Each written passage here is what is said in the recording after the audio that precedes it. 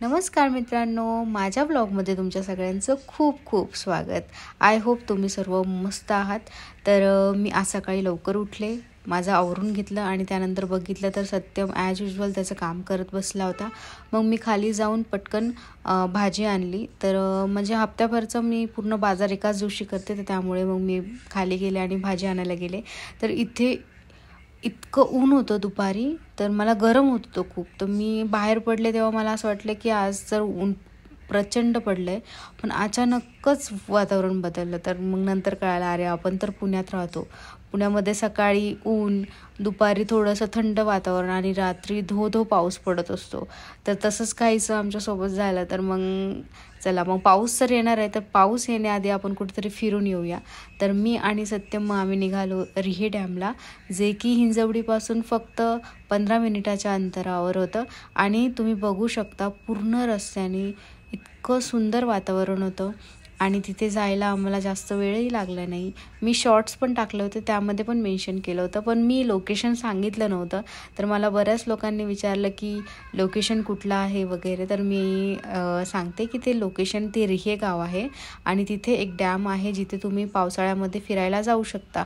तर आम्ही अगदीच सुरुवातीला गेलो, त्यामुळे तिथे पाण्याची थोडीशी कमतरता होती, पण तिथे खूप सुंदर वातावरण होतं आणि तुम्ही तिथे जाऊन खूप एन्जॉय करू शकता. विकेंड्सला जाऊ शकता मित्रांसोबत वगैरे. गर्दी पण म्हणजे खूप जास्त गर्दी नसते, त्यामुळे मग तुम्हाला तिथे खूप छान वाटेल आणि आवडेलसुद्धा ही प्लेस. तर इथे आम्ही गेल्यानंतर बघितलं की सगळीकडे इतकं सुंदर पूर्ण डोंगराळ भाग तो होता आणि त्यामध्ये वसलेलं हे छोटंसं धरण इतकं सुंदर वाटत होतं.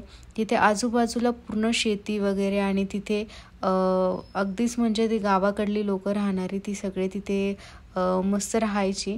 आणि तिथे हे धरण होतं आणि तिथे आपल्यासारखी म्हणजे मेन पुण्यातली लोकं तिथे जाऊन एन्जॉय करू शकतात, इतकं सुंदर ते धरण होतं. तर त्यानंतर मग मी आणि सत्यमनी थोडंसं अजून एक्सप्लोअर करायचं ठरवलं. तर आम्ही दोन्ही साईडनी गेलो. तिथे बराच मोठा स्पेस होता आणि जायला पण भरपूर जागा होती. तुम्ही कुठून पण जाऊन आणि तिथे व्यवस्थित म्हणजे बसू शकता, एन्जॉय करू शकतात. तर तिथे आम्ही गेलो आणि तिथे थोडा वेळ बसलो, व्हिडिओज काढले, आम्ही खूप फोटोसुद्धा काढले. त्यानंतर प्रत्येक म्हणजे 15 मिनिटाला तिथे वातावरण बदलत होतं आणि ते इतकं छान वाटायचं बघायला. म्हणजे अक्षरशः जेव्हा सनसेट झाला ना, तेव्हाचं तिथलं वातावरण इतकं सुंदर झालं होतं. म्हणजे अचानकच ते पूर्ण आकाशाला एक वेगळाच रंग, एक पिंक आणि असा रंग झाला होता आणि मला इतकं सुंदर वाटत होतं.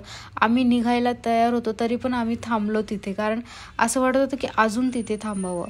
इतकं सुंदर ते लोकेशन होतं आणि तुम्हीसुद्धा तिथे नक्की एकदा भेटताय, तुम्हालासुद्धा ते लोकेशन खूप आवडेल. आणि असेच माझा व्लॉग बघत राहा. नेहमीच मला म्हणजे तुम्ही एवढं प्रेम देता, तर नेहमी पुढेसुद्धा देत राहा आणि बघत राहा माझे डेली व्लॉग्स. तोपर्यंत तुमच्या सगळ्यांचं खूप खूप धन्यवाद. थँक्यू.